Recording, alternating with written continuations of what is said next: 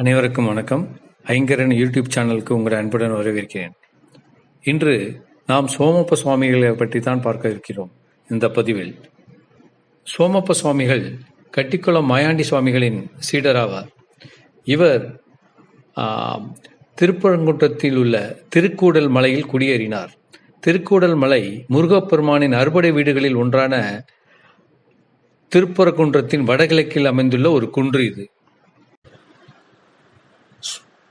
மாயாண்டி சுவாமிகள் திரு இருளப்ப கோனாரின் பாசத்துடன் திருக்கூடல் மலையில் குடியேறிய போது 1920ஆம் ஆண்டில் ஒரு சிறந்த சித்த புருஷரான சோமப்ப சுவாமிகள் திருக்கூடல் மலைக்கு வந்தார்.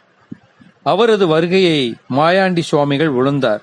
மேலும் மாயாண்டி சுவாமிகள் இருளப்ப கோனாரை சோமப்ப சுவாமிகளை முழுமையாக கவனித்துக் கொள்ளுமாறும் கேட்டுக்கொண்டார்.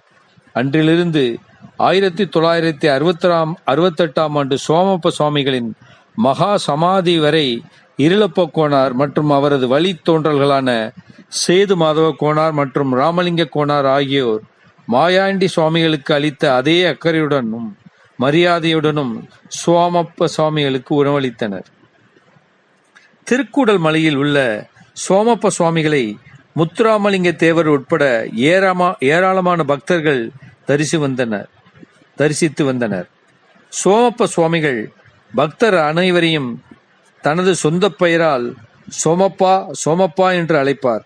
அவர் பல பக்தர்களுக்கு குழந்தைகளையும் தொழில் புகழையும் செல்வத்தையும் அருளியுள்ளார்.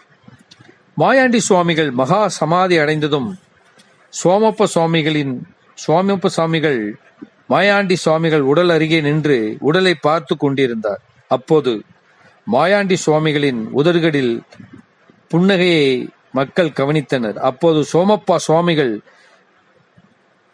சோமப்பா சாகவே இல்லை என்று கத்திக்கொண்டே மலையை நோக்கி ஓடிவிட்டார்.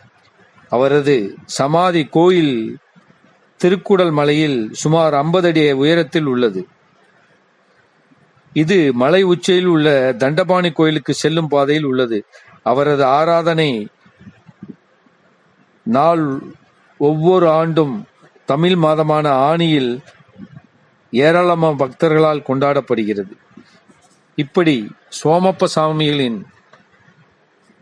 ஆசீர்வாதங்கள் சக்திகள் அளவுக்கு அதிகமாக உள்ளதால் பலரும் அந்த சோமப்ப சுவாமிகளை தரிசிக்க பௌர்ணமி தோறும் வருகிறார்கள். நீங்களும் மதுரைக்கு வரும் வாய்ப்பு இருந்தால் சோமப்ப சுவாமிகளை அவசியம் அவர் இருப்பிடத்திற்கு சென்று வணங்க வேண்டுகிறேன். நன்றி.